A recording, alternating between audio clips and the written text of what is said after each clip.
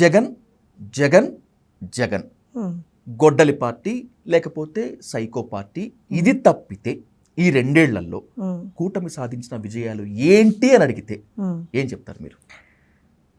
Long list ఉంది.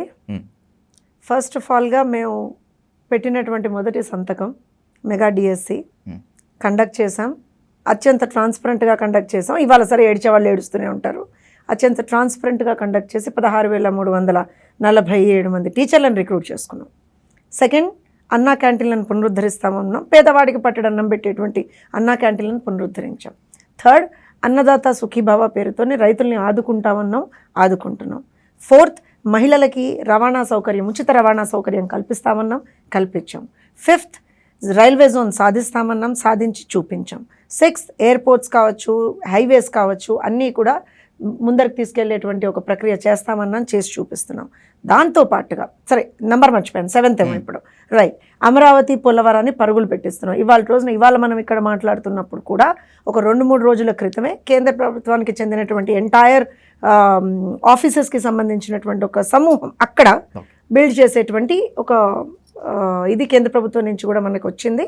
That is happening. And వీటన్నిటితో పాటుగా 6,000 మంది పైచిలకు కానిస్టేబుల్ని రిక్రూట్ చేసుకున్నాం. సరే, this is all a regular procedure. దాంతో పాటుగా అత్యద్భుతంగా రాష్ట్రాన్ని మళ్ళా ప్రపంచ పటంలో, ఇన్వెస్ట్మెంట్స్ రంగంలో ప్రపంచ పటంలో పెట్టి ఇవాళ రోజున ఏం సాధించారని అడుగుతున్నారు కదా. భారతదేశంలోకి వస్తున్నటువంటి ఇన్వెస్ట్మెంట్స్లో 100% ఇన్వెస్ట్మెంట్స్లో 25% ఆంధ్రప్రదేశ్ రాష్ట్రానికి మనం తెచ్చుకోగలుగుతున్నాం. హైయెస్ట్ ఎఫ్డిఐస్తో పాటుగా తెచ్చుకోగలుగుతున్నాం మనం ఇవాళ రోజున. సరే, దీంతో పాటుగా ఇదొకటే కాదు, ఇన్వెస్ట్మెంట్స్ తెస్తున్నాం, జాబ్ ఆపర్చునిటీస్ క్రియేట్ చేస్తున్నాం, అలానే సంక్షేమం ఇస్తున్నాం. 1వ తారీఖున మేము పెంచినటువంటి పెన్షన్లు, ఏ రోజునైతే మేము పెన్షన్లు పెంచుతామని చెప్పామో ఆ పెంచినటువంటి పెన్షన్లు ప్రతి నెల 1వ తారీఖున అందజేస్తున్నాం. సాక్షాత్తు గౌరవంగా ముఖ్యమంత్రి వర్యులతో సహా ప్రజాప్రతినిధులందరూ వెళ్ళి లబ్ధిదారులకు ఇస్తున్నారు.